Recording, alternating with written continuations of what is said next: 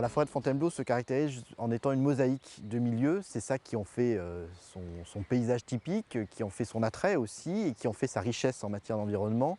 Et donc on gère à la fois évidemment des espaces boisés, mais aussi beaucoup de milieux ouverts, des landes sèches notamment, et c'est sur ces landes aussi qu'on va devoir mobiliser d'autres savoir-faire que ceux habituels du forestier.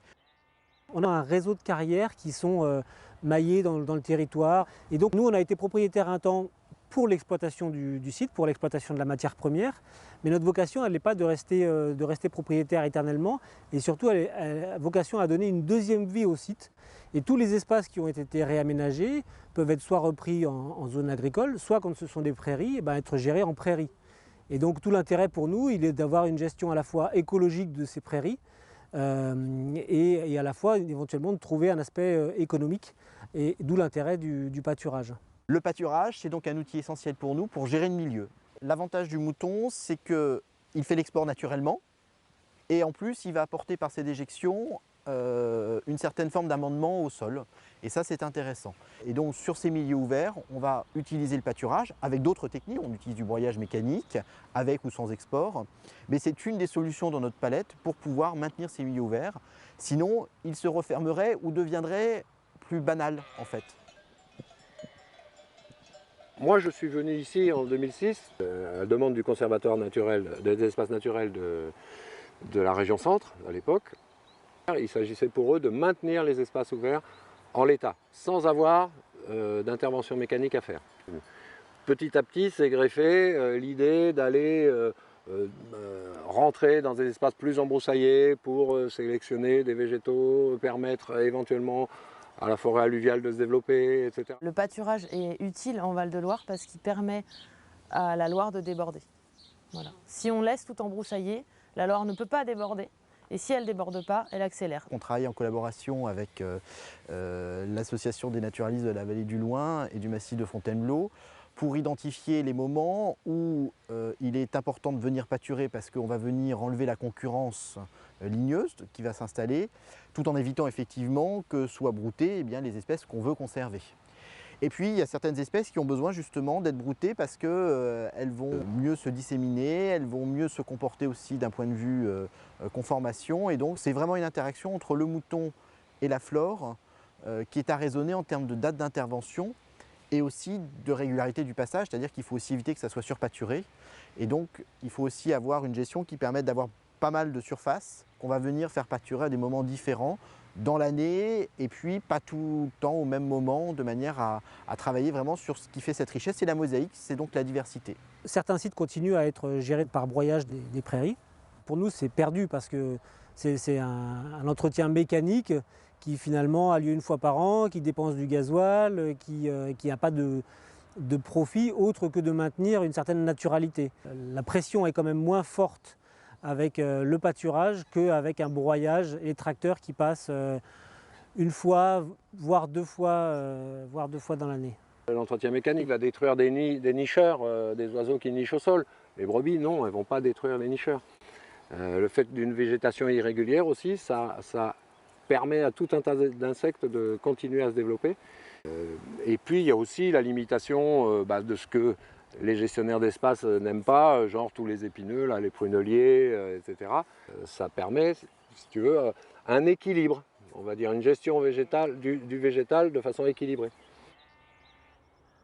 Si je peux servir au conservatoire, si je peux servir aux communes, si je peux servir à gérer les espaces naturels, il n'y a aucun problème, je le fais avec grand plaisir. Mais mon boulot, moi, c'est que mes brebis elles aient à manger et qu'elles aillent bien. Donc je fais dire qu'on arrive à concilier les choses. Mais je ne mettrai pas mes brebis en deuxième plan. Le principe pour nous du pâturage, c'est vraiment que ce soit gagnant-gagnant.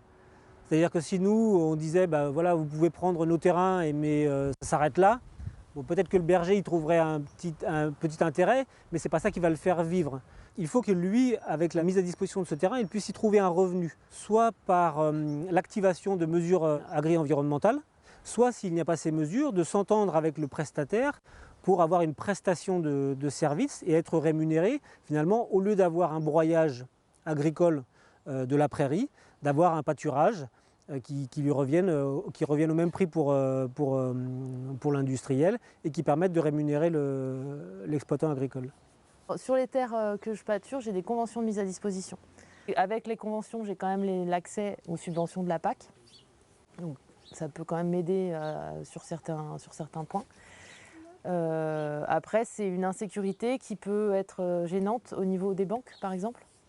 Mais ça ne m'inquiète pas non plus outre mesure parce que on fait le boulot à la place des communes. Donc il y a peu de chances qu'ils nous mettent dehors, quoi. Et qu'ils préfèrent passer leur tracteur et cramer leur gasoil et payer des heures à leurs employés à notre place.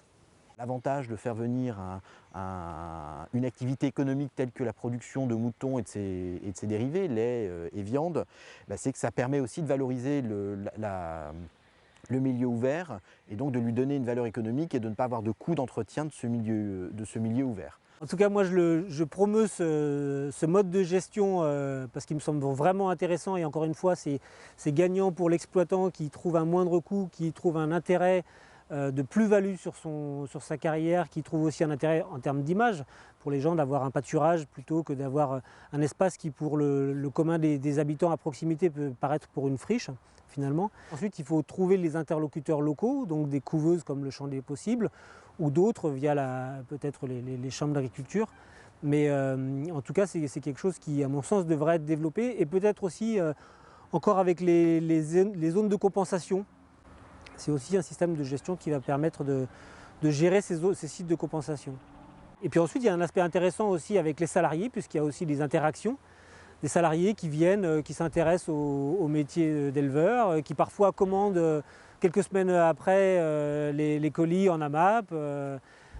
Donc ça permet de créer un lien avec les salariés et les habitants du village qui viennent aussi, puisqu'on est sur des espaces qui sont ouverts, les gens peuvent se promener non pas sur le site mais à proximité.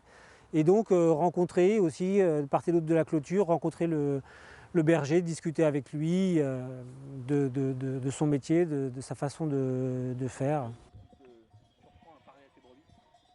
Nos liens avec Alexandre le berger, c'est des liens quotidiens avec les gens de terrain, d'une part pour savoir où se positionner, faire régulièrement les transhumances, c'est aussi une belle opération qui attire souvent beaucoup de succès médiatique, de succès du public qui aime bien voir ces moutons passer de parcelle en parcelle, gérer les petites difficultés du quotidien, les clôtures, les exploitations qui peuvent avoir lieu autour, les besoins en eau. Et puis c'est des liens aussi plus importants sur le suivi de son troupeau, sa viabilité économique, sa viabilité sanitaire, ses besoins en termes de pâturage. On n'est pas sur une opération juste ponctuelle, annuelle, on est vraiment sur une opération qui s'inscrit sur le temps et qui permet de jouer ces complémentarités de zones et de périodes pour le troupeau. Là, l'idée, elle est vraiment de recréer, alors peut-être un peu pompeux de dire un écosystème, mais en tout cas une activité économique qui soit pérenne. Ces espaces-là, nous, on peut les gérer, on peut en rester propriétaire pour plusieurs dizaines d'années. Et donc ça permet aussi de faire réinstaller une activité qui puisse se réasseoir sur la durée. Ce qui est important aussi, c'est que la forêt s'inscrit dans un territoire et que pour apporter suffisamment de nourriture au troupeau toute l'année, il n'y a pas que la forêt évidemment, et le troupeau va venir pâturer sur d'autres endroits. Donc c'est un projet aussi plus large.